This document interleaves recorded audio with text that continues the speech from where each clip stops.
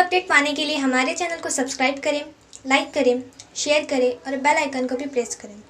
अपना वक्त उन्होंने आए हुए मेहमान मोहम्मद फ़ारूक अहमद साहब को दे दिया है। तो आइए, जिसके लिए हम लोग यहाँ पर जमा हैं, जिसका इंतज़ार था, मैं उनको इस शेर के साथ आवाज़ दे रहा हूँ कि कोई हो जाए बेकाबू तो वो काबू भेज देता है, कोई हो जाए बेकाबू तो वो काबू भेज देता है, वतन पर मुश्किलें आए तो टीपू भेज देता है, और न घबराओ अंधेरों से अंधेरी रात का मालिक, मुसाफिर हौसला रखे तो जुगनू भेज देता है। जनाब फ़ारूक अहमद साहब रहमतुल्लाहि बरकातहू तहनशी पे तशरीफ़ फरमा आज के इस इजलास के सदर मोहतरम एडवोकेट मतीन साहब, जिन्होंने अपने वक्त की कुर्बानी देकर मुझे यहाँ खड़े रहने का मौका अता किया। ऐसे हमारे दोस्त डॉक्टर सिरसाट साहब, जिन्होंने यहाँ पर अभी बहुत ही तफसील के साथ में टीपू सुल्तान की हुकूमत और मुसलमानों का गौरवशाली इतिहास या तारीख को यहाँ पे रखा। ऐसे मेरे दोनों साथी प्रोफेसर इकबाल जावेद सर और प्रोफेसर इंगोले सर, मुझसे पहले जिन्होंने यहाँ पे अपनी बात अच्छे अंदाज में कही, ऐसे दो नौजवान मुखर्रिरीन जो इस प्रोग्राम के इस इजलास के बहाने आप लोगों तक पहुँचे, वो हमारे दोस्त साद सर और एक नौजवान साथी वाजिद बेग, और इस प्रोग्राम को ऑर्गेनाइज़ करने में जिन्होंने काम किया वो मोहसिन रज़ा और उनकी तमाम टीम के साथी, जिनके रहनुमाई में आज का ये पूरा इजलास अंजाम पे आया है। ऐसे हमारे दोस्त एडवोकेट अखिल साहब, दुल्ले खान साहब, मुबीन भाई और उनके तमाम साथी, टीपू सुल्तान की यौम पैदाइश के ऊपर आज ये प्रोग्राम को ऑर्गेनाइज़ करने के लिए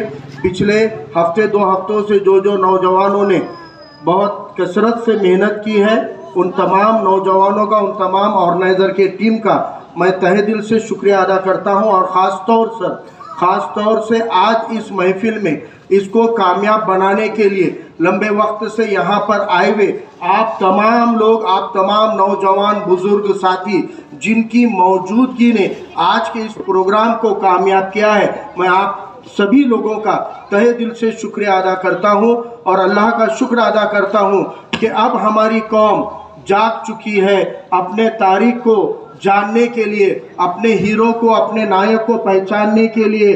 और हज़रत टीपू सुल्तान की यौम पैदाइश के ऊपर हिंगोली के अंदर शायद ये पहला साल है और पहला जलसा है, इतनी कसीर तादाद में मौजूद रहकर आपने ये ऐलान किया कि इंशाअल्लाह हर साल इसी तरीके से हज़रत टीपू सुल्तान की यौम पैदाइश पर एक अज़ीम-ओ-शान जलसा लिया जाएगा। साथियों, यहाँ पर मुझसे पहले मुखर्रिरीन ने बहुत ही अच्छे अंदाज में टीपू सुल्तान की तारीख को लेकर हर वो ज़रूरी बात बताई जो हम लोगों तक पहले नहीं पहुँची थी। प्रोफेसर इंगोले सर ने मराठी ज़ुबान में टीपू सुल्तान की तारीख को जब बयान कर रहे थे, मैं बड़े गौर और फिक्र के साथ देख रहा था कि आप तमाम लोग बहुत ही ध्यान देकर, बहुत ही अलर्ट होकर उनकी एक एक बात को समझने की कोशिश कर रहे थे। आप लोगों में उनको सुनने की जो जुस्तजू थी कि मराठी ज़ुबान में उन्होंने टीपू सुल्तान की ही नहीं तो भारत के आज़ादी की जंग में हिस्सेदारी लिए हुए तमाम स्वतंत्र सेनानी का इतिहास जब यहाँ पे रखा, आप लोगों में जानने की जिस उत्सुकता से आप उसको सुन रहे थे, इससे मुझे बड़ी खुशी हुई कि आज हमारे कौम के अंदर अपने तारीख को लेकर, अपने इतिहास को लेकर जानने की अगर यही जोश और यही जुनून रहेगा तो मुझे पूरा यकीन है आने वाले दौर में यही कौम है, इसी भारत के अंदर इंशाअल्लाह एक नई तारीख लिखने का काम इसी कौम के ज़रिए से होगा। क्योंकि तारीख को जाने बगैर नई तारीख नहीं लिखी जाती। सभी महापुरुषों ने, राष्ट्र पुरुषों ने यह कहा है कि जो कौम अपने इतिहास को भूल जाती है वो कौम नया इतिहास नहीं लिख सकती, और जो कौम अपने इतिहास को जानने लगती है वो कौम आने वाले दौर में एक नए इतिहास को रचने वाली है। यहाँ मैं ख़ास तौर से सिरसाट सर का वैसे शुक्रिया अदा करता हूँ कि आपने वक्त दिया, क्योंकि सदारत जो है वो एडवोकेट मतीन साहब की है और एक वकील साहब है, वो एडवोकेट है, कानून के जानकार है। और कानून का जानकार कानून का पास रखता है। कानून का जानकार कानून तोड़ने में नहीं, कानून पे अमल करने की कोशिश करता है।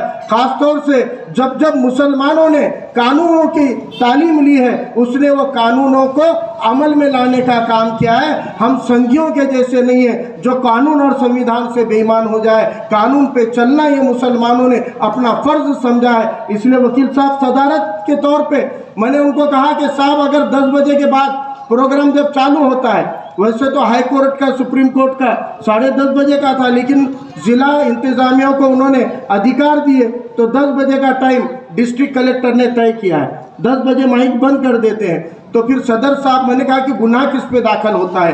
अगर मुखर्रीन पे होता है तो मैं वो जिम्मेदारी लेने तैयार हूँ। तो वकील साहब बोले नहीं, वो अध्यक्ष के ऊपर होता है, वकील को ही मुजरिम बना दिया जाएगा, तो ये इंसाफ की बात नहीं होगी।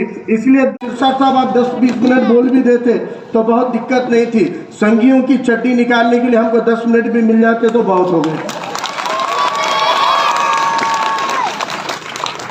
ये प्रोग्राम को लेने से पहले यहाँ पर टीपू सुल्तान की यौम पैदाइश के मौके पर एक अजीमोशान जुलूस निकाला गया। हजरत टीपू सुल्तान की यौम पैदाइश के मौके को ध्यान में रखते हुए परमिशन लेकर बाद अपना शहर भर के अंदर टीपू सुल्तान की तस्वीरें सजाई गई थी। लेकिन ये सारी चीज़ों को देखकर कुछ खास जमात है इस मुल्क के अंदर जिसके पेट में बहुत जल्दी दर्द हो जाता है, लोगों के पेट में दुखने लगता है। जिन जिन लोगों के पेट में दुखने लगता है उनके ताल्लुक से यहाँ पे प्रोफेसर साहब ने बड़े अच्छे अंदाज में कहा है कि वो लोग हैं जिन्होंने इस मुल्क के साथ में कभी वफादारी नहीं की। वो लोग हैं जिन्होंने इस मुल्क की आज़ादी में कभी हिस्सेदारी नहीं ली। ये वो लोग हैं जिन्होंने इस मुल्क को आज़ाद कराने का कभी ख्वाब नहीं देखा। उल्टा वो लोग हैं जिन्होंने चाहा था कि ये मुल्क से अंग्रेज जाए ही नहीं, और उनकी चापलूसी, उनकी माफ़ी उन लोगों को एक बहुत बड़ी छांव सत्य ज्ञान को मानने वाली जमात है जिन्होंने पुलिस कमिश्नर को, एसपी को, कलेक्टर को एक निवेदन देकर कहा कि टीपू सुल्तान की तस्वीरों को हटा दो। निवेदन देकर कहा टीपू सुल्तान के इतिहास को लेकर जो जुलूस या जो जलसे हो रहे हैं, जो मिरोनुक हो रही है, उसके ऊपर पाबंदी लाओ। तो मैं कहना चाहता हूँ उन संघियों को कि आरएसएस वादियों को, उस बहुजन विरोधियों को कि आप जिस टीपू सुल्तान के तस्वीर को हटाने की बात कर रहे हैं, आपके महाराष्ट्र के पड़ोस में कर्नाटक नाम की रियासत है। उस कर्नाटक नाम की रियासत में बीजेपी की हुकूमत थी। इंगोले सर ने आधी बात बताई थी कि उस असेंबली में, कर्नाटका के अंदर बीजेपी के असेंबली में, बीजेपी की सरकार के दौर में उस असेंबली में, विधानसभा के अंदर उस वक्त के प्रेसिडेंट ऑफ इंडिया, राष्ट्रपति रामनाथ कोविंद, जिनको भाजपा ने चुनकर राष्ट्रपति बनाने की प्रक्रिया में भाजपा के समर्थन पर जो रामनाथ कोविंद राष्ट्रपति बने थे, बतौर राष्ट्रपति कर्नाटक के असेंबली के अंदर खड़े रहकर वहां पर उसी भाजपा की सरकार वाली असेंबली में भाजपा के समर्थन से चुन के आए president of India Ramnath Kovind ने टीपू सुल्तान की तारीफ में 1 घंटा कसीदे पढ़ने का काम किया था। ये संघियों को जानना चाहिए। रामनाथ कोविंद को राष्ट्रपति की हैसियत से कर्नाटक के असेंबली में, विधानसभा में शेर मैसूर टीपू सुल्तान को इस देश का पहला स्वतंत्र सेनानी बोलना पड़ा था। यह तारीख है टीपू सुल्तान की, यह हिस्ट्री है मुसलमानों की कि चड्डी गैंग को झक मार कर हमारी तारीख की बात करनी पड़ती है। ये टीपू सुल्तान है। और इन टीपू सुल्तान की तस्वीर हटाने की बात कर रहे हो, इन टीपू सुल्तान की तस्वीर की मुखालिफत कर रहे हो। अरे ये वही टीपू सुल्तान है। मैं एसपी साहब को भी कहना चाहता हूँ, कलेक्टर साहब को भी कहना चाहता हूँ कि आप जब एसपी बन गए तो एक इम्तिहान देना पड़ता है। उस इम्तिहान का नाम है एमपीएससी और यूपीएससी। स्टेट लेवल पे है तो एमपीएससी, जिससे डिप्यूटी एसपी बनते, डीवाईएसपी बनते, और उससे आला अधिकारी बनना है तो यूपीएससी करना पड़ता है, यूपीएससी। तो एसपी साहब, कलेक्टर साहब, आप भी तो एमपीएससी यूपीएससी करके तो एसपी कलेक्टर बने ना, तो आपके यूपीएससी और एमपीएससी के सिलेबस को जाकर खोलो, फिर से एक बार पढ़ो। एमपीएससी में पढ़ाया जाता है कि भारत इस देश को पहली बार बंदूक की टेक्नोलॉजी किसने दी थी। भारत के पास बंदूक आने से पहले तीर और कमान से जंग लड़ी जाती थी, भाले और लाठी से जंग लड़ी जाती थी। इस भारत को, इस देश को पहली बार रिवॉल्वर देने का काम किया था पोर्तुगीज ने। वो पोर्तुगीज थे जिन्होंने भारत को पहली बार बंदूक दी थी, रिवॉल्वर दिया था। इसके आगे की टेक्नोलॉजी है तोफ की। यूपीएससी में एमपीएससी में खोलकर पढ़िए कलेक्टर साहब, एसपी साहब, भारत को पहली बार तोफ की टेक्नोलॉजी अगर किसी ने दी थी तो तारीख कहती है बाबर ने दी थी, और बाबर ने इस देश को तोफ की टेक्नोलॉजी, तोफ का हथियार दिया। उससे भी आकर देखिए, आगे जाकर एसपी साहब, कलेक्टर साहब, इस देश को पहली बार मिसाइल की टेक्नोलॉजी किसी ने दी थी तो वो यही हजरत टीपू सुल्तान थे जिन्होंने तुमको मिसाइल दिया है। और इस टीपू सुल्तान की तस्वीर हटाने की बात कर रहे हैं। इस टीपू सुल्तान की तस्वीर पे सवाल उठाते, यही वो टीपू सुल्तान है जिन्होंने इस मुल्क के अंदर किसानों को गन्ने की फसल ही माला माल कर सकती है, और गन्नों की फसल के लिए डैम बनाने का, पानी को मोड़कर सिंचन की व्यवस्था करने का, दुनिया का पहला डैम बनाने का साइंस टीपू सुल्तान ने दिया था। और जब पानी के नीचे जमीनों को ला लिया तो फिर सबसे अच्छे दाम देने वाली फसल कौन सी है, वो गन्ना हो सकती है। और गन्ने की फसल तभी ली जाएगी जब उस गन्ने से शक्कर बनाई जाएगी। अगर उस पुराने तौर तरीकों से बैल को लगाकर अगर वो शक्कर बनाने के सिस्टम पे जाएंगे तो ज्यादा गन्ने की फसल नहीं उगाई जाएगी। और अगर गन्ने की फसल को उगाना है तो गन्ने के लिए शक्कर की फैक्ट्री बनानी पड़ेगी। ये जानकर टीपू सुल्तान इस देश के पहले बादशाह हैं जिनकी रियासत में इस देश का पहला शुगर फैक्ट्री, वो भी भाप पे चलने वाला जर्मन टेक्नोलॉजी का इंजन भारत में लाकर पहली शुगर फैक्ट्री डालने का काम हजरत टीपू सुल्तान ने किया था। तब कहां जाकर किसानों को गन्ने की फसल लेना जमी थी। लेकिन ये सच्ची तारीख के ऊपर हमने कभी जिद नहीं की, कभी जाना नहीं। 1795 के अंदर, 97 के अंदर टीपू सुल्तान ने पहला कारखाना लगाया, लेकिन इन्हीं ब्राह्मण्यवादियों ने तारीख के अंदर 1805 के कारखाने को भारत का पहला कारखाना करार दिया।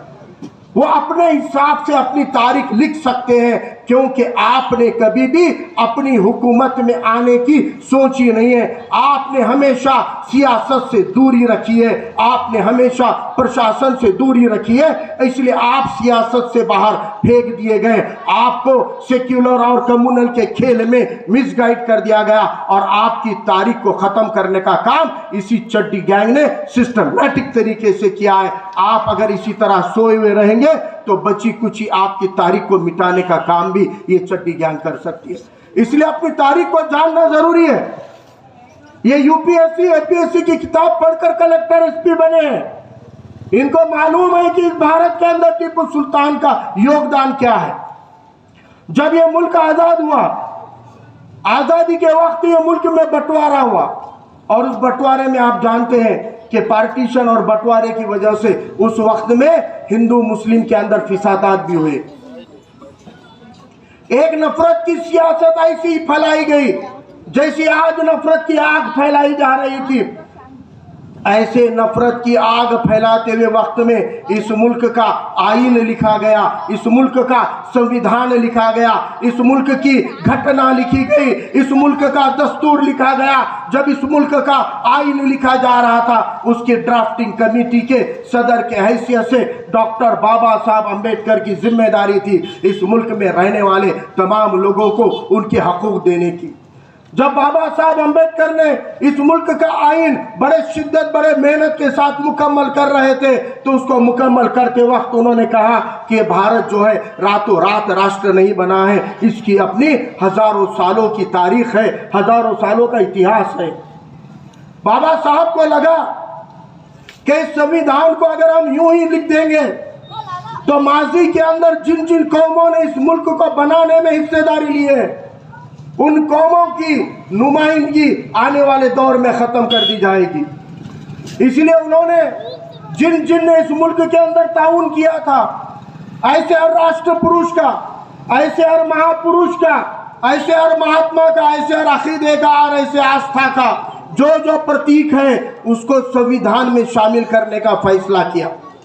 जब वो संविधान में शामिल कर रहे थे, उन्होंने इस मुल्क के अंदर हमारे हिंदू भाई अक्सरियत में जिसको अपना भगवान मानते हैं, उस प्रभु श्री राम जिसको मानते हैं, उनकी तस्वीर को संविधान में शामिल किया। श्री कृष्णा के तस्वीर को उसमें शामिल किया, सम्राट अशोक के तस्वीर को शामिल किया, गौतम बुद्धा के तस्वीर को शामिल किया, महावीरा के तस्वीर को शामिल किया, छत्रपति शिवाजी महाराज के तस्वीर को शामिल किया, झांसी की रानी लक्ष्मीबाई के तस्वीर को शामिल किया। मेरे साथियों, आपको फख्र होना चाहिए, आपकी विरासत, आप जिसकी विरासत संभाल रहे हैं, हमारी जिसकी विरासत हम आगे बढ़ा रहे हैं, मुसलमानों का इस मुल्क के अंदर जो तारीख रही है, जो गौरवशाली इतिहास रहा है, उसके दम पर भारत के संविधान में बादशाह अकबर के साथ हजरत टीपू सुल्तान की तस्वीर को शामिल किया हुआ है। इस मुल्क का आधार क्या है? यह मुल्क जिस कानून से चलता है, एडवोकेट मतीन साहब को मालूम है, ये जो 10 बजे का कानून है, ये कानून जिस जिला कचहरी के जरिए आया, वो जिला कचहरी जिस असेंबली के तहत चलती है, वो असेंबली जिस पर चलती है, इन सब की जड़ अगर कोई है तो वो संविधान है। कानून अगर टहनी का पत्ता है तो संविधान उस पेड़ की जड़ है, और संविधान जो इस मुल्क के डेमोक्रेसी की जड़ है, उस संविधान के अंदर हजरत टीपू सुल्तान की तस्वीर बड़ी शान से लगाई गई है। चड्डी वालों, तुम्हारे बाप में दम है क्या वहां की तस्वीर को हटाने का? ये चड्डी गैंग का बाप भी उसको नहीं हटा सकता। अरे तुम्हारा नरेंद्र मोदी क्या, मोहन भागवत भी उसको नहीं हटा सकता, क्योंकि ये देश आरएसएस की जागीर नहीं है, बाबा साहब के संविधान से चलती है, आरएसएस के पॉलिसियों से नहीं चलती है। लेकिन ये बात हमको जानना जरूरी है, ये बात हमको मानना जरूरी है। जब तक जानोगे नहीं तब तक मानोगे नहीं, और जब तक जानोगे मानोगे नहीं तब तक डंके की चोट पर आप ये गुहार कैसे लगाओगे कि इस मुल्क के कानून में और संविधान में तुम्हारी हिस्सेदारी क्या है? ये जानना तुम्हारी हमारी जिम्मेदारी है। ये जानने के लिए 1 मिनट के इंस्टाग्राम की रील काफी नहीं है, फेसबुक के 3 मिनट का वीडियो काफी नहीं है। अगर अपने सुनहरे तारीख को जानना चाहते हो, अपने माजी को जानना चाहते हो, अपने मुस्तकबिल को खड़ा करना चाहते हो, तो मेरे नौजवान साथियों, आपको पढ़ना पड़ेगा, आपको इल्म हासिल करना पड़ेगा, आपको किताबों को पढ़ना पड़ेगा, तारीख की किताब पढ़नी पड़ेगी, टीपू सुल्तान की तारीख जाननी पड़ेगी, भारत का संविधान पढ़ना पड़ेगा। इस मिट्टी के अंदर आपको मसावात का पैगाम देने वाले ख्वाजा गरीबन नवाज से लेकर हैदर अली की तारीख को जानना पड़ेगा। आपको इस मुल्क के अंदर फुले शाह अम्बेडकर के मसावत को भी समझना पड़ेगा। इस मुल्क के अंदर छत्रपति शिवाजी महाराज के साथ भी भेदभाव हुआ है। तुम अकेले नहीं हो, तुम पहले नहीं हो। जिनके साथ भेदभाव होता है वो हम पहले नहीं है। इस मुल्क में भेदभाव की ये जो तहरीर है, भेदभाव की ये जो तहरीक है, ये पहली नहीं है, ये हजारों सालों से चली आ रही है। आपको लगता है कि अखलाक पहला है, जुनैद पहला है जिसको मारा जाता है? नहीं, इस मुल्क के अंदर गौतम बुद्धा के ऊपर भी जुल्म करके उनको देश से निकाला गया, महावीरा को भी कत्ल कर दिया गया, चारवाक को मार दिया गया, बसवेश्वर अन्ना का कत्ल किया गया, इस मुल्क में गांधी को भी मारा गया है। मेरे साथियों, ये मुल्क में जैसे इंसाफ पसंद बहादुरों की एक जमात और कौम बार बार रही है, उसी तरह इस मुल्क के अंदर गैर बराबरी की भी तहरीक चल रही है। मुसलसल गैर बराबरी की तहरीक चल रही है। उस गैर बराबरी के तहरीक के खिलाफ में बार बार लड़ाइयाँ हुई है। इसका शिकार अकेले छत्रपति शिवाजी महाराज भी रहे। उनको जब बादशाहत बख्शी जा रही थी, जब हुक्मरान बनाया जा रहा था, जब शिवाजी महाराज को तख्त नशी किया जा रहा था, मैं मेरे हिंदू भाइयों से पूछना चाहता हूँ, मैं मेरे मराठी भाइयों से पूछना चाहता हूँ, जो छत्रपति शिवाजी महाराज के नाम, छत्रपति शिवाजी महाराज को जब तख्त नशी होने का मौका आया, जब उनको सल्तनत पे तख्त पे बिठाया जा रहा था, उनके तख्त नशी होने को रोकने का काम किसने किया था? वो कोई मुसलमान ने नहीं किया था, वो यही मनुवादी कीड़ों ने किया था। तुम्हारे को उनसे दुश्मनी नहीं है, लेकिन उनके झूठी तारीख से भड़क कर तुम यहाँ के पिछड़ों पे जुल्म करते हो, अक़लियतों पे जुल्म करते हो। अरे तुम्हारे साथ में अगर कोई खड़ा रह सकता है तो छत्रपति शिवाजी महाराज जब आगरा के जेल खाने में कैद थे, उनका भेष लेकर शिवाजी महाराज की जान बचाने के लिए शिवाजी महाराज का भेष लेकर आगरा की जेल खाने में अपने आप को खतरे में डालकर सोया हुआ मदारी मेहतर एक मुसलमान था, जिसने छत्रपति शिवाजी महाराज की जान बचाने के लिए खुद की जान धोखे में डाली। यह हमारी तारीख है, यह हमारा इतिहास है। हिंदू धर्म में शिवाजी महाराज को कह दिया गया था समंदर में उतरना गुनाह है। खरा है की नाही बोले सर? काय म्हणता शिरसाट सर? समुद्र वर्ज्य है, समंदर में फौज बनानी है, क्योंकि गोवा तरफ से पोर्तुगीज हमारे महाराष्ट्र पे हमला कर देंगे, तो समंदर की फौज तो बनानी है। लेकिन ये पंडित तो बोल रहे कि ये हराम है। अब क्या करना, फौज कैसी बनाना? तब छत्रपति शिवाजी महाराज को समंदर की फौज बनाने के लिए जिस जमात ने मदद की थी, उस जमात का नाम मुसलमान था, और उस खाने का था, तोप खाने का प्रमुख, घोड़दल का प्रमुख छत्रपति शिवाजी महाराज के हुकूमत के अंदर आधे तो मंत्री पद जो थे वो मुसलमानों को थे, आधे तो बॉडीगार्ड मुसलमानों को थे। आज मुसलमानों के खिलाफ नफरतें फैलाई जा रही है। देखो मेरे भाइयों कि आज मराठा आरक्षण के होता है, मजलूमों के हक में खड़े रहना ये इंसानियत का, इंसाफ का फर्ज है, ये मुसलमान जानता है। इसलिए इस मुल्क की तारीख रही है कि मुसलमानों ने हमेशा ये मुल्क के लिए अपनी जान न्यौछावर की है। हैदर अली की तारीख है, अभी सर ने कहा पीठ पर कैंसर की गांठ थी, लेकिन मैदान जंग में लड़ते लड़ते मरे हैं। टीपू सुल्तान को ये अंदेशा था कि अपने साथ गद्दारी हो रही है, लेकिन मीर सादिक ने गद्दारी की, बावजूद उसके पूर्णिया पंडित ने गद्दारी की, फिर भी टीपू सुल्तान ने मैदान छोड़ने के बजाय अपनी जान गंवाने पे भरोसा किया। एक आखिरी चीज आपको मैं बताना चाहता हूँ, सर ने कहा आपको मीर सादिक मीर जाफर की कहानी हम बोलते हैं बच्चों को कि कैसे दगाबाज होते हैं। टीपू सुल्तान के साथ दगा करने वाले मीर सादिक एक मुसलमान थे। मीर सादिक थे तो मुसलमान थे, लेकिन जब मीर सादिक ने टीपू सुल्तान के साथ धोखा किया, टीपू सुल्तान को मार दिया गया, तो टीपू सुल्तान पे प्यार करने वाला एक सेनापति हिंदू नागप्पा था, और वो नागप्पा जान तोड़ रहा था, वो लहूलुहान था, जख्मी था, अब उसकी जान निकलने वाली थी, लेकिन मरते मरते उसने देखा कि मेरे सुल्तान को इस मीर सादिक ने धोखा दे दिया, मेरा सुल्तान यहाँ पर अपना दम तोड़ चुका है, मेरे सुल्तान को धोखे से मीर सादिक ने मार दिया। तो नागप्पा ने मीर सादिक को कहा, अरे सादिक इधर आ, मैं तुझे सुल्तान का एक राज बताना चाहता हूँ, मेरे करीब आ। वो करीब आया, कहा नीचे उतर, और करीब आ। वो और करीब आया, कहा नहीं नहीं मैं बहुत जख्मी हूँ, मेरी आवाज नहीं निकल रही है, और करीब आ।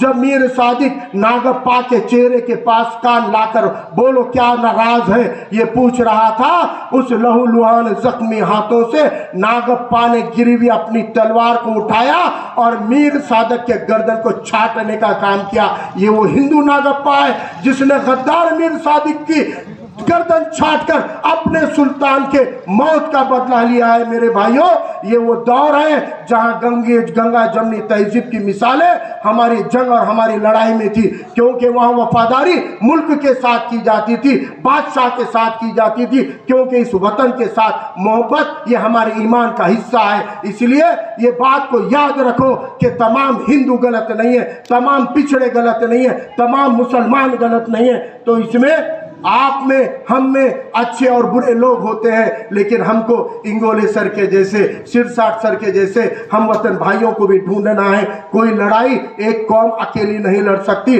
जमहूरियत की कोई भी लड़ाई को एक धर्म एक जात नहीं लड़ सकता। हमको अच्छे लोगों को पहचानना पड़ेगा।